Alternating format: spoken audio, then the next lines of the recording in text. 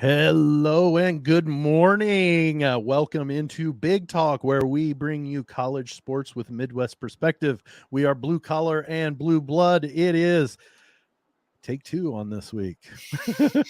Well, we had a major technology issue last week. We were in the middle of doing our show, Dalton and I. First off, I'm Sam Sprunger. That is not Dalton Shetler. That is Tony Hollinsworth, our buddy Tony, able to jump in this morning and fill in for Dalton, who is on his way home from the Big Ten Media Days in Indianapolis. So they're in your neck of the woods there, Tony. You should have hooked up with him. I know. He didn't tell me. If he had told me, I'd been like, hey, man, let's go to a bar. Let's go right down the street. From my understanding, he is busier in a one-legged man in a butt-kicking contest on Media Days. So, I believe it. So, but yeah, last week we had a major malfunction, technological malfunction. We were in the middle of recording, and my hard drive went out. So we didn't have a show last week. So this is 79.1, take two. Second time's a charm. That's right. You gotta love technology. It's great. It's wonderful. We're able to do this, 2 states apart, with a state between us or whatever, and never been with each other in person, but yet when it malfunctions, and but we're able to take it in stride and be able to recoup and do things. So we got a lot that we were talking about last week. We'll put that on the back burner as we get a little bit closer to the kickoff of college football season. It's coming right down, but just barely out of our reach right now. We're almost there. I know. Just think 4 more days, and we're technically in August, and we have college football next month. We have college football in 4 days. In that month. Yeah, we'll be in the month that college football starts. So really excited about it. A lot on our plate. We're talking about a few different things. We've got a little bit of a basketball topic that we're going to cover here in just a little bit, but we kind of wanted to jump in. Big Ten Media Days wrapping up. A lot of things going on in Indianapolis with coaches and some players and things like that. But the big news here recently, just in the past day and a half, I guess, is Jim Harbaugh, coach of Michigan, the University of Michigan. Is probably, I don't think it's officially been put down yet, but probably is going to be suspended for 4 games for the infractions that the university had. I guess Tony, 4 games. Is that what's this? Hey, what's this going to do for Michigan? I mean, granted, the first 3 games are basically JV games, but and that 4th game, while it's a Big Ten game, I believe it's not it might be Rutgers or something. Excuse me. I'm running kind of handicapped to where I've only got basically 1 screen, but I think it's not a hard Big Ten game. But what does that do to a team that is normally, you don't have your head guy there? What are you thinking that's going to do, if anything, for the Wolverines or to the Wolverines? Yeah. So I pulled it up since you're having some technical difficulties. So their first 4 games are the first 4 games. I mean, as far as losing your head coach at the very beginning of the season, even in the off season, they're all at home in Ann Arbor. Yep, so I knew that one. They take on East Carolina. It is Rutgers. UNLV, Bowling Green, and then Rutgers is their first, Big Ten game that they have to face. In Ann Arbor, and then they'll have Coach Harbaugh back on a road game against Nebraska. Right. I don't think it will really steer the ship too badly unless they lose one of those 4 games. Because I think there's a chance they lose any of those 4 games, seriously, though? Not realistically, no. But it's one of those that's the beauty of college football, is there's always a potential for an upset. State. You say Appalachian State is a perfect example. You know who I'd love to see it from? Big house too. I would love to see it from Eastern Carolina. Yeah, East Carolina coming in and roughing them up.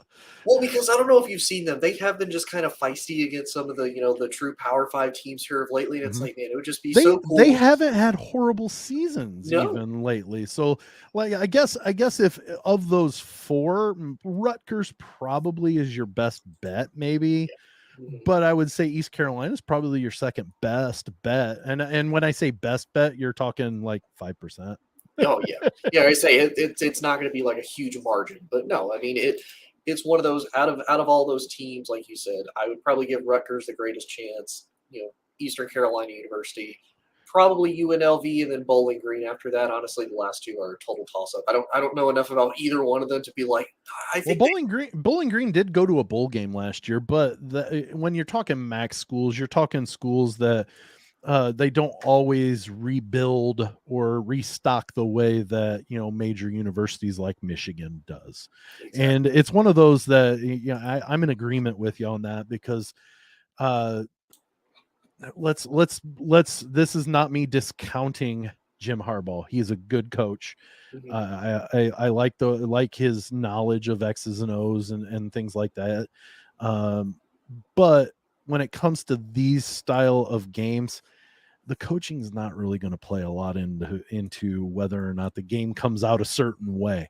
Now, if Ohio State was in one of these 4 games, yeah, you're gonna worry about it, because the coaching is going to make some difference.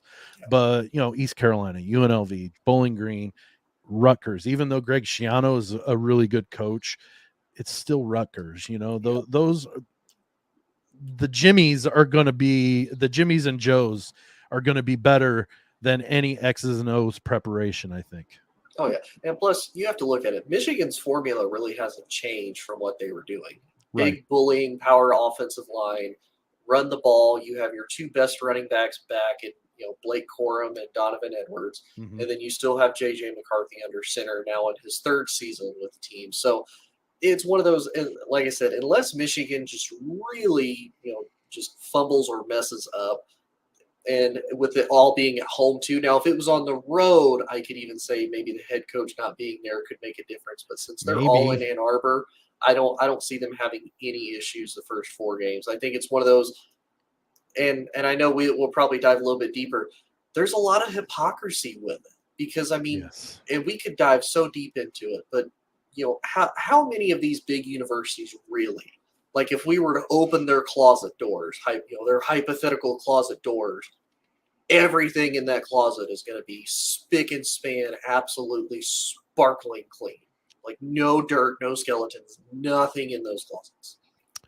Let's talk about this. You bring up the hypocrisy of, let's get behind the ultimate, and it's not only, but the biggest violation basically that we're seeing and being told about, which I'm sure is probably close to the most major, is he bought a meal for some players that were unapproved. Okay, give me a break. Come on. Like you said, how many of those $100 handshakes have taken place that they even find out about it and there's no violation, or if there is, it's such a minor one. And don't get me wrong, 4 games, we just talked about the 4 games that Harbaugh is going to end up missing if he indeed is officially suspended for those games, for those violations. It's not going to make much of a difference. But let's talk about this. Come on. I remember when I was, at a much younger age, probably 20 plus years ago, I remember a women's soccer player at Baylor, I believe it was, got ruled ineligible for the season because she received a golf cart ride from one side of campus to the next. And that's kind of what we're talking about. But yet you've got guys, I don't remember the quarterback at Arizona State's name, but he signed and committed to Florida because he got a $10 million guarantee to go to Florida. They retracted that offer, and now he's going to ASU for $800,000. Now, we're talking $800,000, and he hasn't taken a snap, and it's just because he's got the potential that he's getting this NIL deal. But Jim Harbaugh can't buy a cheeseburger for a dude. Yeah. Well, I don't understand that. Well, and here's the other crazy thing, as far as not only the hypocrisies, but you look at the inconsistencies that the quote unquote, NCAA has, because the few times that they want to, as we joked and as we talked about, a true governing body. Yeah. You look at just recently that broke news, the former Tennessee coach, Jeremy Pruitt, come out. He was actually giving cash to some of these to some of these players and whatnot. And it says here, the NCAA announced that hundreds of violations took place in the Tennessee Volunteers football. Yeah, which included 18 level 1 violations that encompassed more than 200 individual infractions, most of which involved recruiting rule violations and direct payments to prospects, current student athletes, and their families. And they didn't even get a bowl ban. Yeah. So that's what, and the Volunteers got fined $8 million and were placed on probation for 5 years, and they lose a total of 28 scholarships during their probation. So, like you said, what is really the difference between? Because don't get me wrong, if you're going to say it's wrong and it's wrong, then that's heck of an expensive cheeseburger if it's comparable. Exactly. Like if you want to say it's wrong, it's wrong. But how is it? The dude that he's already been fired. Like he's left the program now, albeit that's because he didn't do much with the program. He wasn't successful with it. But how are you going to punish the school and the program 2 years after the fact? He's already gone. Mm-hmm. Like that makes zero sense to me. But like Jim, for example, and he can even say, hey, I took him out. I paid for their meal. Like you. Again, if it's wrong, it's wrong. But you and I could do that. Like, how wrong is that though? How wrong is that? To me, it's not, because you think about it like a business meeting. Hey, you want to go out for a cup of coffee? Oh, hey, I'll spot you. You talk coffee. Business. You talk business. You can take care of it. Exactly. Like I don't see what the issue is with buying a cheeseburger as compared to, like you said, handing them money or say, hey, we're going to do $10 million. Just kidding. We're not going to do that. That's the hypocrisy that I am so like, well, because of 3 magic letters, that's why it's okay. Mm-hmm. NIL. Since it's NIL, there are no rules, so therefore they can do pretty much anything they want. But technically, these are rules that have been in place for years, and Jim Harbaugh violated them. Well, come on. And I am not, and I don't hate Jim Harbaugh, but I'm not a Jim Harbaugh fan, so I'm not I'm not an apologist for him. But how is that okay? It's so backwards that I just don't get how it is acceptable to say he bought a meal. Let's just get out of the cheeseburger. But that's literally, from my understanding, what it was. He bought a cheeseburger meal for this player, and he violated, so he's going to get suspended for 4 games. I don't understand how that is any different than a group of NIL people or whatever for a university saying we're going to give you $10 million to come play. Whether or not that offer got pulled or not, it doesn't matter. You are who you are. We're giving you $10 million. Well, and here's the other thing that kind of, really perplexes me. And again, to me, it kind of ties in with the hypocrisy of how are you going to, officially allow something, but have a very loose set of rules with it. But then when it comes to past events that have nothing to do with almost anything that you have currently, right, you're going to now backtrack and say, oh, well, you did this in the past, so now we have to punish you for it currently. Like that like how many times have cops ever come back to somebody, so say they catch you speeding, they have to pull you over in that instance to actually give you a citation. They can't come to you, a week later, hey man, you were speeding. We're going to give you a citation for that. Although if you run a red light and they take a picture of your right license plate, they can send because they caught you in the act. Right, but that's also within that same time period, though. Correct. That's not, that's not 2-3 years down the road. You're getting a letter in the citation. Hey, on July 27th, 2023, and it's 2026 now. You ran through a red light, so here's a speeding fine for that. Like, wait a minute. And like you said, wrong is wrong. Whatever. Exactly. I get it. But at the same time, let's categorize it. Mm-hmm. If hundreds of violations are found,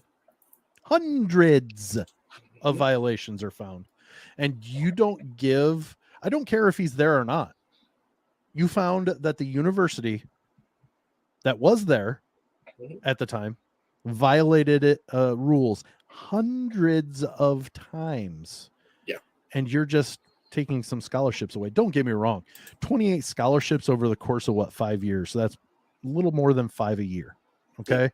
So yeah, that's a big amount. Yes. $8 million is a big price tag for a fine, but let's not Nebraska paid $15 million to get rid of Scott Frost in the middle of a season. Yeah. Okay, so these universities are not hurting. That's not that big of a fine. No. But you're going to, for a cheeseburger, suspend a coach for 4 games. The famous line from Philadelphia, Denzel Washington, explain this to me like I'm a 5-year-old.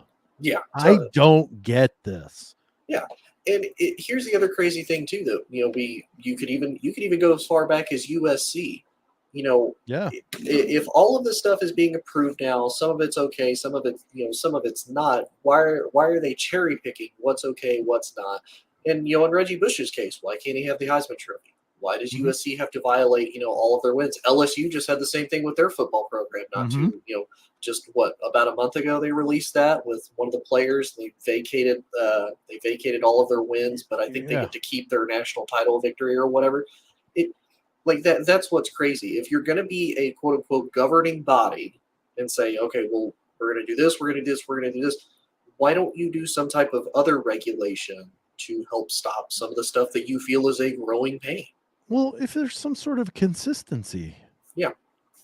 There's no consistency at what they decide they're going to rule on and drop the hammer on. I guess cheeseburger is the line for that. But $100 handshakes hundreds of times, it's not that big a deal. Yeah. And to me, like you said, from a business perspective, if I invite you out because you're a potential client of mine or a potential customer that I'm trying to seal a deal with, because again, you have to think about it. These coaches and these programs, they're salesmen. They're, hey, what can I do to get you to come to here? Hey, let me buy you a meal. Let me buy you a cup of coffee. Let me do something that's going to kind of open the door for you to be like, oh man, this guy, did something nice for me. Let me at least sit down and hear him out. Like you said, what is so bad about doing that like a business, like how all of these are run, as compared to here, let me give you hundreds of $1,000s for an investment that you may or may not even stick with, that may or may not even actually commit to you. Yep. Well, and here's the thing. I don't know. Was he forthright? Was he completely forthright when asked, what happened? Did he lie about any of this while he was, you know what I mean? That would be the only thing that I think, okay, maybe. Now that is one thing that they did say is that they did say that apparently he did lie to the NCAA investigators. Here we go. According to Ross Dellinger of Yahoo Sports, likely facing a 4-game suspension as a result of alleged misleading statements he made to NCAA investigators. That's not necessarily lying. No. And call it semantics, call it whatever you want. That's not technically them saying he lied. He just maybe didn't give the entire truth. Yeah. Which, don't get me wrong, still not right. You shouldn't do that. You're caught, but at the same time, we're playing with gray area when you're talking the NCAA is doing 17,000 different things with 16,000 different scenarios. Well, and here's my other thing too that's crazy. Yeah, here's my other thing. You froze a little bit. Here's the thing to me that's also crazy.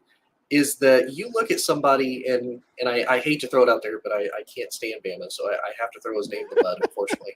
I have to throw Nick Saban under the bus. And I say this, and I know I've mentioned this before, but I say this because, like I said, if you open the closet of Kirby Smart, which they're finding, dirt and stuff like that on Kirby, more than likely they have stuff on Nick Saban, but Nick Saban is the quote-unquote probably face of college football, so they're not going to tarnish his name and reputation for that.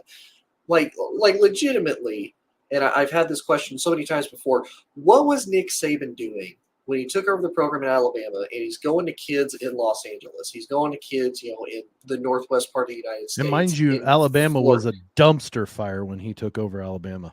Yes. So this is before they get a lot of the success, and he can say, look, I'm Nick Saban. If you come to Alabama, you're going to win a championship. What was he doing to say, hey, kids, how would you like to leave beautiful, sunny, nice weather Los Angeles to come play in hot, humid, middle of, bum nowhere, Tuscaloosa, Alabama to play for the Crimson Tide?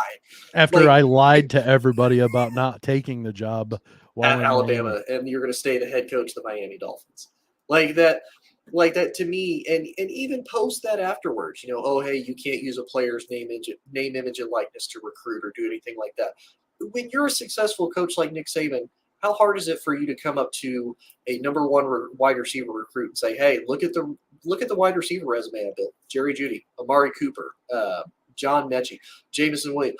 All these successful Alabama wide receivers, those names speak for themselves. Yep. That's what I can get you if you come to the University of Alabama. I'm sorry, you could talk all you want about the rich history that Alabama had, but you're also forgetting all the after Gene Stallings, all the misses that they had before they hired Nick Saban as well. Yep. It wasn't in a good spot. No. Alabama had to make a splash with their next coach, and Nick Saban was the splash that they were hoping for. But how did you? I mean, don't get me wrong, he might have slowly done it, but and I don't know. Yeah, we may never know. But here's the thing: you can't convince me that it was completely and utterly 100% on the up and up, to the extent that he never bought a stinking cheeseburger for somebody. Exactly. But yet Jim Harbaugh gets the 4-game suspension because he didn't quite give the full truth, maybe. To his answer. And that's what they're going to hang their hat on. Look, we're doing our job, and I'm sorry, I just can't buy it. I won't buy it. I think Dalton and I have had this conversation that I think in the next 10 years, I think by the time that NIL is 10 years old, that the NCAA will no longer be the governing body of college sports. And it's not necessarily because change is change. It's the previous regime did such a horrible job at governing college sports that it's going to take a change of the people governing for it to, because every university, every single one, whether they agree with them or not, knows that they need to have a governing body. They know they have to. They know that they have to have rules in place, or it will be a bloodbath everywhere. Yeah. And one team, doesn't matter. Alabama, look at Nick Saban once NIL started. He started complaining. Yep. Nick Saban did that. So why is it going to be any different if it gets worse? It's going to get worse and going to keep getting worse if the NCAA doesn't decide, we should probably do something. And I don't think that they have the firepower to be able to do it. I think the previous regime of the NCAA put them so far into a hole that I think the new regime.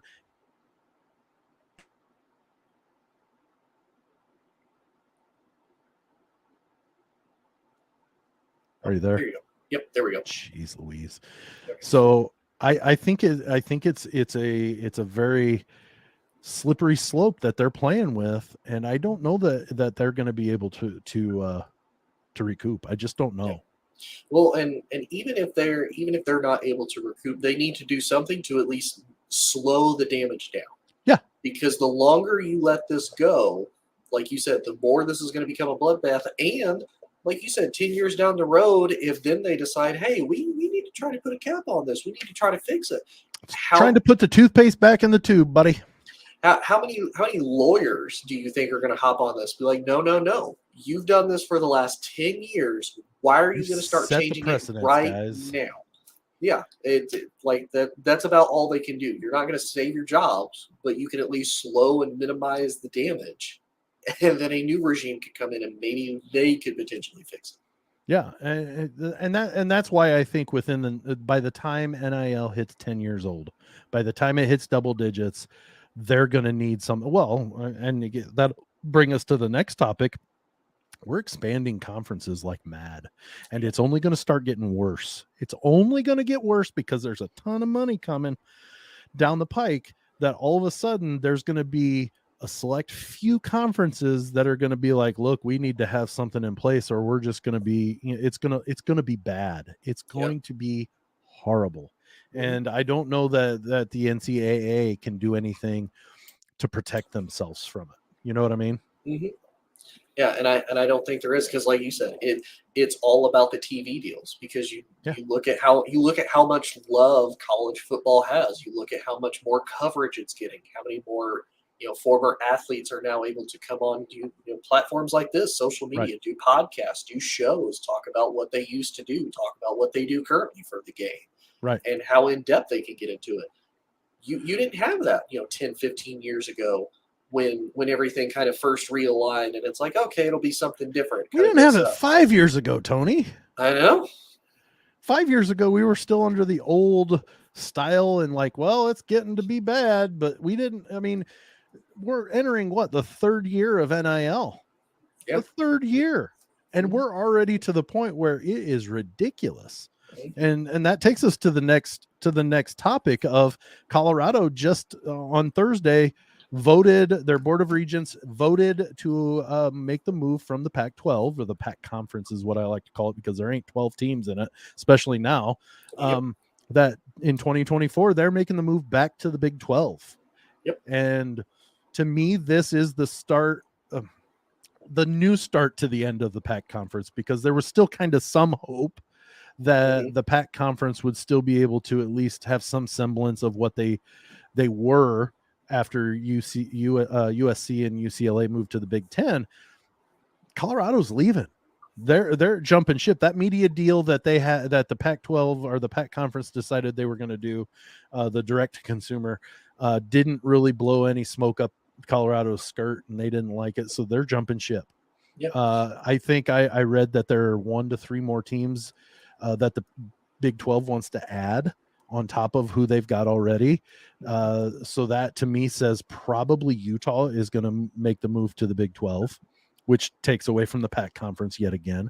We've already know that the Big 10 was waiting for Colorado and someone else to leave the Pac Conference so they could go, excuse me, after Oregon and Washington, because they've already vetted them and approved them to join the conference. They were just waiting to extend the offer because they didn't want to be the reason why the Pac Conference folded up, even though they took the 2 biggest pillars already out of it. But oh heck, if they're jumping ship, come on. I honestly, and you and I talked about this a little bit, I honestly think with that, Utah will go. I think Arizona and Arizona State will be the other 2 that go with Utah to go to the Big 12. Those will be the 4 teams that leave the Pac Conference. That means Washington, Oregon, I think Stanford, and I think with those 3 added, Notre Dame will jump into the Big 10 as well. I think within the next 2 years we'll have that roadmap already mapped out. I agree. Honestly, I can see it happening by next year. And I say that because you think about how much we talked about, the rumors, where there's smoke, there's fire type thing. We talked about, Arizona kind of making a little bit of noise, a little bit of rumble. Well, they didn't like the new media deal that the Pac Conference came up with either. Yeah, they did. And even before that, they were like, hey, why don't we have a deal yet? Like, this is, we're coming They up were close. making they were making the biggest noise about where's our media deal. Exactly. Because I think they were the big remaining team. I mean, Oregon's the biggest football team or school left in the Pac Conference, but Arizona has been okay at times in football, but they're big in basketball. Where's our media deal? Well, you go to the Big 12, you're not getting the Big 10 payday, but you're getting a heck of a lot bigger than direct to consumer. Yeah, I mean, you look at Colorado. Colorado's getting almost $35 million a year from the Big 12 deal when they join. So I mean, they're going to be right about that area. That's better than what they're getting right now. It's a heck of a lot better, because you can't convince me that they're going to make $35 million from direct to consumer. I'm not paying for the Pac-12 or the Pac Conference package. No, not especially now. I'm a Cubs fan, and I don't even pay for the marquee network for the Cubs. Yeah, I just don't. Yeah, because I can consume it in other ways. But no, I mean, I agree, and I do think all this happens before next year. I think by the time the next year starts, could be right, we'll have a better idea of the Big 12. And honestly, I think by then Oregon, Washington, Stanford, and more specifically Notre Dame will be in the Big 10. And I say that mainly because even when I've talked to other Notre Dame fans, they're like, Notre Dame won't join a conference. They like being independent. Well, they're not going to have a choice before too long. 2024, like we've talked about, is when the college football playoffs expand to 12 teams. All the conference champions get to come in, even the Group 5, and then you're going to have, maybe a select few other spots for other teams. But how many other Big Ten teams they're going to be like, man, this is a really good team. We want them in the playoffs. Well, and how many times? Excuse me. How many times is the ACC going to be good enough to provide Notre Dame enough quality games to be able to make them eligible or at least appealing? The name Notre Dame is appealing to a point, but if you get to the point where you're playing Georgia Tech, you're playing Virginia Tech, I know they've been good in the past, but, and even the likes of Miami, they've struggled to the point where it's not as huge of a name or a game every year, to where, you've got those three of the 5 games that they play ACC wise, and you throw Duke in there. I say Duke, yeah. And then you get Florida State. Mm-hmm. That's not a great 5 games to play against the ACC to say, hey, look, we went 5-0 against the ACC, and then we beat up on Central Michigan, Tulane, and Memphis or whatever. I don't even know their schedule. I don't care. But my point is they're not going to have the capability of scheduling Michigan, Ohio State, Penn State, Michigan State. Michigan State. They're not going to be able to schedule USC because USC is going to they've got contracts that they have to honor, I'm sure. And for the time being, there are still avenues to where teams get to make up. We just looked at Michigan's first 3.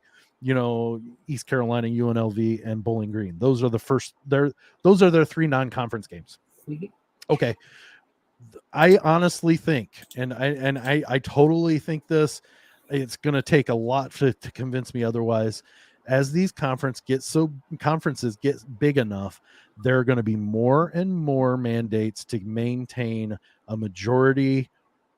You get 1 game out of conference. The rest of them are going to be all in conference. If the Big Ten goes to 20 teams, which adding those 4 that we just talked about, let's say take Notre Dame out of it and put Washington State in there.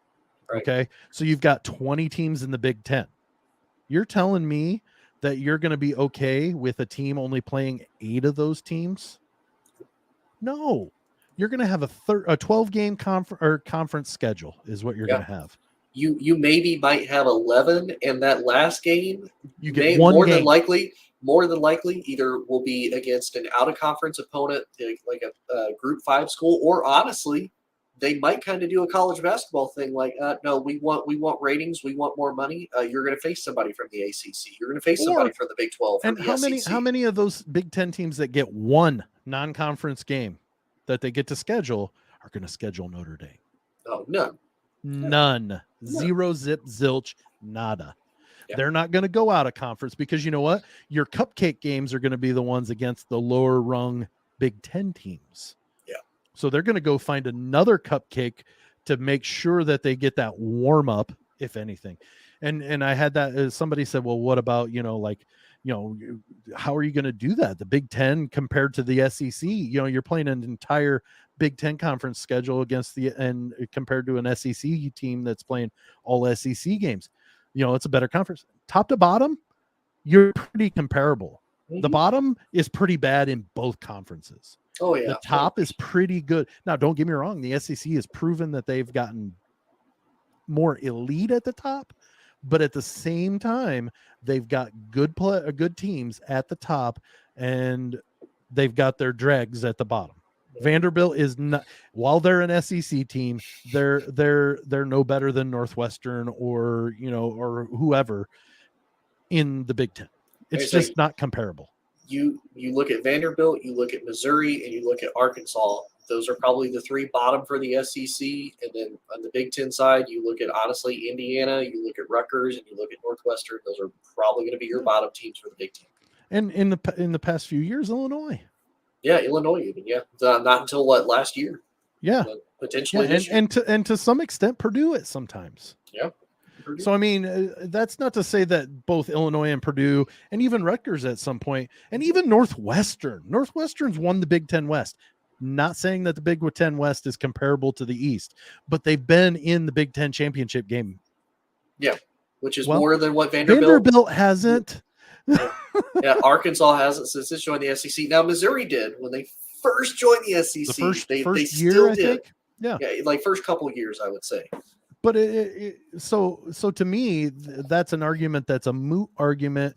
If you beat up on the good teams and you're the best in your conference and you've played an entire 12 games or even 11 games with one cupcake cake that you got to schedule, you're going to be in the college playoff, especially when it expands. You could even lose one of those games and still be able to get into the college playoff because you're playing good teams. Well, because they're all in your conference. Yeah. Well, and think about it too. So say hypothetically the Pac-12 dies by the time this comes around. So you have the four Power Five, Power Four conferences. 4 Power Fives. Yeah, 4 Power Fives. The 4 Power Four conference champions.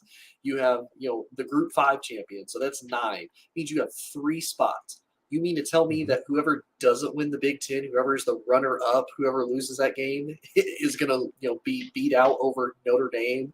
Or somebody in the SEC is going to be the runner-up for the SEC championship or Big 12 or whoever. Sorry, Navy is not a good win. No, it's not. Even when they're good, it's not a top rung win. Because the Navy doesn't face anybody either. Correct. So that's not taking anything away from Navy. I like what they do. I love the military branches that play football. I love those teams. I love the Army Navy game. I watch it every year, but it's not the same competition. I've even talked to the head of football operations at both of the schools, and they say we can't compete with the top level Division Ones. We're still Division One. That's a one draw that we get to some, but we don't get the same athletes into our service academies that will go to Ohio State, that will go to Alabama, that will go to Clemson. They just don't. Well, and a lot of that, and not to hate too much on the military services because I was in it, but a lot of that is because it's harder for these athletes when they go to these service academies to say, hey, I have an opportunity to go be drafted in the NFL. I want to go do that. No. You have to get a waiver, and those are hard to come by. Exactly. When you go to that service academy, you agree because you have a 4-year service. Yeah, you have a 4-year commitment afterwards. Exactly, because you are in investment from those academies and from the U.S. government. So they're like, hey, we're not really going to let you go play football. So that's part of why.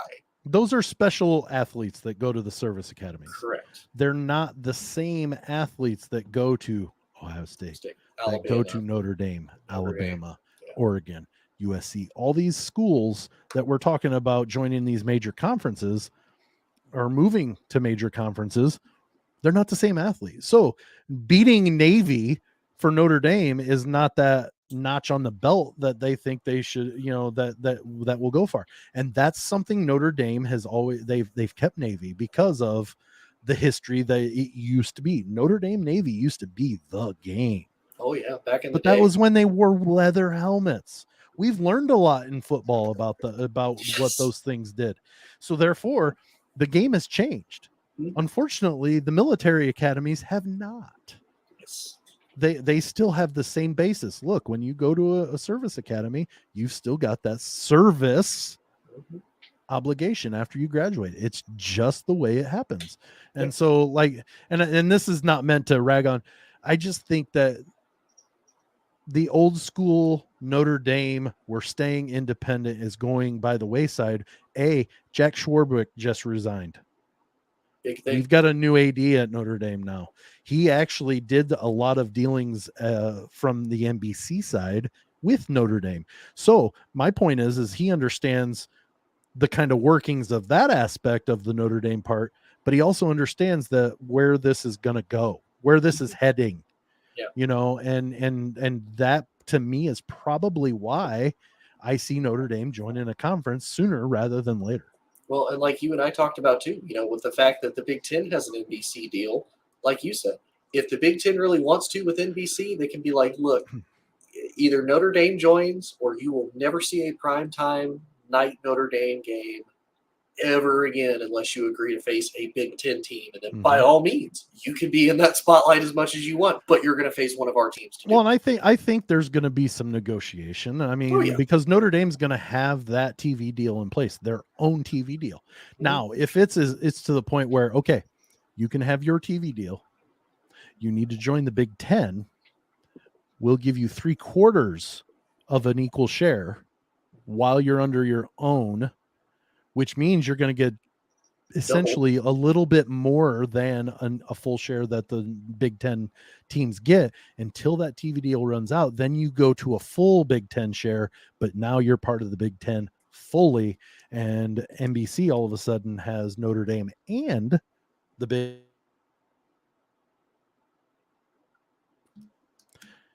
Yeah. Did I lose you? Just a little bit. Nope. There you are. Okay. So I that's why I'm so comfortable saying I think it will be, as soon as the ink dries on Colorado completely and utterly being a Big 12. I mean, don't get me wrong, it's all approved and everything, but it's not a finalized deal quite yet. You're going to add more schools. I know they're gonna. Oh yeah. And then the Big Ten's going to jump in and here's the thing. People could say, well, Oregon and Washington could easily go to the Big 12. They're not going to, because they can see the big payday coming from the Big Ten. The Big Ten doesn't vet and approve if they're not serious about adding you. They're just not doing it yet. They waited for the shoe to drop. The shoe has started to drop. They're going to put into motion. I'm sure once this news broke about Colorado, they were on the phone with Oregon and Washington saying, you better get ready, because we're getting ready. It's happening. It's just you're vetted, you're approved. We just need to extend, and you're getting this huge deal, which coincidentally, Kevin Warren, Greg Warren's a comedian. Kevin Warren wrote into the agreement that it expands. The amount of money expands with the expansion of the conference. So therefore, that pie doesn't get smaller as they add more. It stays the same, or even maybe gets a little bit bigger. Yeah, and how much you want to bet too? How much you want to bet the Big Ten also is like, hey, Oregon, Washington, be prepared. And how much you want to bet they've already reached out to Stanford, and I guarantee they've already probably reached out to somebody at Notre Dame, like, hey, so if this happens, you guys look for our invite in the mail. You better RSVP really quick. Yeah. Now, I do want to throw something out, because somebody kind of mentioned it in a group chat that I'm in earlier, and it did kind of make sense. You know who kind of is a winner out of this if the Pac-12, does officially, cease to exist as we know it? Oregon State and Washington State. And I say that because if they go to the Mountain West Conference, they could potentially be the big boys of the conference. They can win a championship. They can go to the playoffs. And I tell you what, Cougs in the playoffs. Oregon State hasn't been bad. No, they haven't been bad. They just haven't been good enough to beat USC, UCLA, Washington, Oregon. Oregon State hasn't been bad. So you're right. They go to what is it? The Group of Five conference. One of those. Conference. Looky there. All of a sudden, they're in shape to be one of the 12 that get in. Yeah, we could see the Beavs or the Cougs, or both in the playoffs. So it's going to be interesting to see exactly which way the chips fall, because there, like you said, when there's smoke, there tends to be a lot of fire, and there's been so much smoke lately about what could happen. Is San Diego State going to go to the Pac-12? Are these teams going? Is Boise State going to the Pac-12? Well, you notice July 1st came and went, and none of those teams joined the Pac-12. Well, you notice too, San Diego State kind of started to. Yeah, they told the Mountain West that they were leaving, and then they came back, and then they went, well. So that direct to consumer doesn't float our boat. I was going to say that to me has got to be another big thing, that one of your biggest schools that you were supposedly going to go after. The school. What are you talking about? One of the biggest. It's the school that they were basing they were going to get back into that market with San Diego State. And for that school to be like, hey, you know what? We're going to come back to our that. What does that? We love the Mountain West. We love you. More than the Pac, So it's going to be interesting because, like next July, it happens for real. USC, UCLA are no longer part of the Pac conference. The Pac-12 ceases to be the Pac-12 because July 1st, Colorado leaves as well. And before too long, I'm sure Utah and probably Arizona State, they're going to be off. That's going to leave so few teams that resemble anything that was the Pac conference that was there before. It's just a Cal. You have Stanford, you have Oregon State, Washington State, and that's about it, isn't it? Yeah, I say if you include Oregon and Washington being the Big Ten, yeah, you have 5 teams left in the Pac-12. Yeah, Pac-5. So and you're not going to replace all those with anything that is even semblance. The Pac conference will become, if it doesn't just completely fold, will be a group of 5 conference. It will be.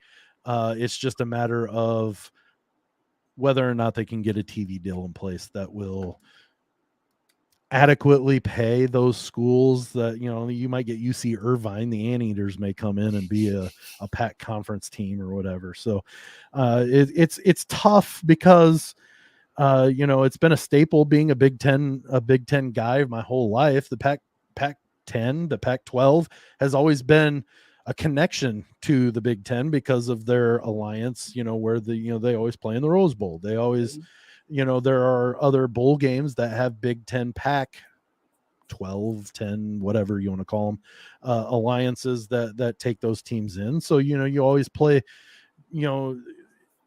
growing up, whenever Purdue did make a bowl game, a lot of times they were playing a Pac conference team. But it's going by the wayside now. And so it's kind of disappointing. But knowing what we know with how things are going, it doesn't surprise me really, honestly. And what's really sad? What this reminds me of? RIP to the Big East football conference. Yes. Still a basketball power, still a great basketball conference, but RIP to the Big East football. Yeah, that was thanks to the ACC right there. That killed the Big East football conference right there because they took every team that had a football team that was worth anything, and that was the whole reasoning behind pulling those teams into the ACC is they all played football. Yeah, with the exception of West Virginia, because academically they didn't meet their standards, but they joined the Big 12. Yeah, well. Because academics are really important in all of college sports, right? Yeah. And you know what they missed out on? They missed out on country roads. That's what they missed out on. Almost heaven. West Virginia. Yeah. Anyway, so the last thing before we wrap up for today, some disconcerting news, I guess, out of USC this week is Bronny James, the son of NBA legend LeBron James, was at a off-season practice, I guess, maybe for USC, and suffered a cardiac arrest while on the court. Had to be rushed to Cedars-Sinai Hospital there in LA, and just recently on Thursday, I believe evening, got released from the hospital. But it's concerning because there's not a lot of information coming out about what may have led to it. Now, granted, they may be still running the tests and waiting for the results to come back to where they, just something happened that kind of like the Hamlin thing with the Bills, where just one thing happened, perfect timing, that caused his heart to stop. And I'm not saying Bronny heart stopped, but essentially he had a major cardiac event happen that led to him collapsing and led to him going into a cardiac arrest. What do you think this is going to do? You see this being anything down the road that maybe that, I go back to the Hank Gathers thing when I was younger. Hank Gathers played at Loyola Marymount. They were the run and gun team that was scoring 130 points a game. They were shooting no more than 10 seconds into the shot clock. And Hank Gathers was the best player on their team, but he had a heart condition. And now, granted, they knew it, but when he was taking his medication, he got lethargic and couldn't do the running. So he went off his medication and he went into a cardiac arrest on the court and ended up passing away. Yeah. And so like I always kind of, since I lived through that, whenever I hear of a seemingly healthy young athlete all of a sudden just collapsing on the court, it makes me worry that is there something major going on with this athlete? Yeah. And it's crazy that you say that, because not only do we have the DeMar Hamlin with Buffalo Bills having a cardiac arrest, Sharif O'Neal, who is Shaq's son, also had actually open heart surgery when he was 18 to repair a coronary artery issue. Now, like you said, we don't really know what caused him to potentially have this or what could be the reasoning. I mean, obviously we know 18-year-olds do not have, it's not normal heart issues typically, unless there's some type of a medical anomaly or some pre-existing condition that has diagnosed him with that. But considering he's an athlete, which is good and bad, because athletes tend to take very good care of themselves as far as their diet, the fact that they work out and whatnot, but it's a bad thing because they tend to overwork themselves, and sometimes they are aware of things. Sometimes they're aware of things and they tend to ignore them because they don't want it to affect how they perform too. So it's a double-edged sword sometimes. I'm not saying that he knew anything was wrong, or that he could foresee any of this, but I would hate to think that he put his life potentially in danger just to make sure he could play a sport at the same time. Well, not only that, but I mean, unfortunately, with basketball, football, any sport that you have, the minute that you're taken off that court, that field, whatever, and the next person up, you could potentially lose your spot. Yeah. And you have to try to fight and hopefully get a position to fight back with that. But yeah, I don't know if he did. It's like you said, it's one of those, he could have just felt, light-winded. He could have felt like, man, maybe I'm just going hard today. Maybe I just don't feel good. It could be anything. I don't want to try to speculate something that's not true. I'm thankful that he didn't have a worse outcome. Correct. That's absolutely. I don't want anybody to think that I worry though that he's not gonna. I hope that whatever medical information he finds, if it's something that ends his career, then end your career. Go be a coach. Go. You can be involved in sports without having to be the athlete part of it. And if it's something to where, heaven forbid, he actually gets to the point where they say, look, you're not going to be able to play, it's going to be tough to take, but at the same time, there's got to be a reason. So you can find another, meaning of life, and the key word there is life. It's just something that, I get it. It's a love, but you can have a passion that doesn't require you to risk your life at the same time. Yeah. And there's a couple benefits to it too, because I look a lot at Cooper Manning, for anybody that watches a lot of professional football, albeit it's going to sound bad. He is lucky to have not only his dad's name, but his, two brothers make a legacy. Bronny has not only his dad, but more than likely his younger brother. Right. Again, albeit barring anything crazy, something like this that would prevent him from being able to do it, his brother will more than likely go into the NBA in college and potentially be a success. So it like you said, there are other avenues, and that's what a lot of athletes are starting to realize. That's what famous NFL athletes like Andrew Luck, Luke Kuechly, Calvin Johnson. They're like, look, this is a toll on my body. There is life after football. I want to be able to do something, not be in pain, and be able to live a normal life and be successful. And it's not the end. And these guys are happy. Like, they enjoyed what they did. They made their own impact. They have their piece. And hey, I'm good with it. I'm going to go do something else. And that's the key, is we don't know anything other than he had this cardiac event. Mm-hmm. He went and spent a couple of days in the hospital. He's been released. We're at that point right now. Yep. So I'm not speculating. I'm not saying, I think he's got some. We don't know. Yeah. But I hope that, and I think that his dad's probably pretty smart too, to where they're going to be like, look, I love you and I want to have you around. I would rather you, are you there? Sure. There you go. Did you freeze up a little bit? Okay. I think so. Okay. I would rather have you in my life than to have something, run the risk, and I think that they will, if we get to that point. But honestly, I hope that it was just one of those DeMar Hamlin type style thing, to where the perfect storm happened to where this event happened, to where all of a sudden, some things happened and it was a small blip on the screen and everything goes back to normal. But it's something that you've got to keep track of and be very cognizant of what's going on, so we don't have that tragedy of something like Hank Gathers, collapsing on the court during a game. And, all of a sudden, we're dealing with a loss of a very bright star, be it professional athlete or, potentially just a human being in general. You don't want to see that happen. So hopefully they find out what's wrong, what led to it, and they're able to put a kibosh on things that might lead to something worse. So, all right. Well, that's the end of the show. We could talk about a whole lot of other things, but that we've hit the 55, almost 56-minute mark, and here we thought we didn't have enough. I know. We always say that. We always hit right on the money. If not, we're always like, well, at least we can try for 40 minutes, and here we are pushing an hour, and we've got to cut it off, or we could keep going. So, so Tony, this week you're me on every other week, but why don't you let everybody know how we can be found?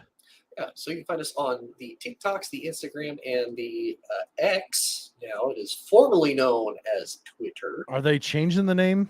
Oh, they've already updated the app. Like I look at the app. Well, I know it's updated, so it's not Twitter anymore. It's just X. Okay, the former bird. So I've got to do another. I've got to do another correction to this. This is silly. The player this because what like Facebook changed from it's not Facebook, it's Meta, but it's still Facebook from Meta. Why can't they say Twitter from X? But nonetheless, the player formerly known as Mouse Cop, aka Twitter, is now X.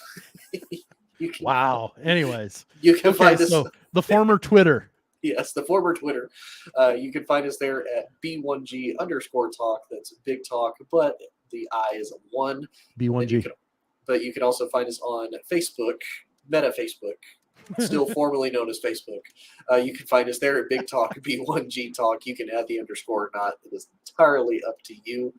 And then, by the way, the next week of the lower corner is going to be different. It's going to say twice weekly. I know. Twice a week on the ASAP network. Hopefully Wednesdays and Fridays again, if I remember correctly. That's the plan. And if you want to catch us on ASAP, you can catch us on the network on Facebook itself at ASAP, All Sports, All Plays. You can also find our Google Play and the Apple App Store as well. Mm-hmm. And then, of course, you can also find us on Sam's Baby, the Lounge Media Group as well. Yep, our audio podcast version of the show will be out through Lounge Media Group.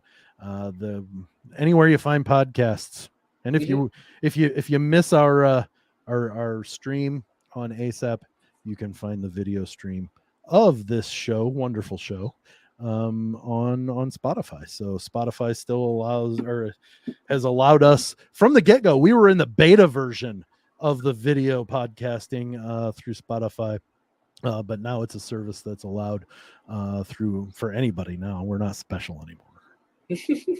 I don't know, but that brings us to a close. Tony, thanks so much for filling in for Dalton, since he was I guess he thinks he's special and gets to go to media days. I have a bunch going on that I was going to try to go, and then it got to the point where it was like, you know what, I've got a lot of things going on that we'll let Dalton be our media guy, right? Media days, at least for one more year. Yeah. Maybe next year we both can join him there. Something, I don't know. Oh, maybe, I don't know, but we'll figure it out. But that's all for us for today at Big Talk. Been a great time. We're gonna kick it back into gear. Football's starting up, so the next time we come on, it will be probably one more week of once a week, even though it will technically be August. But for Tony Hollinsworth, Dalton Shetler, who is at Media Days on his way back, he'll be joining us on Fridays again. I'm Sam Springer. Thanks so much for coming in, and we'll see you later. Bye.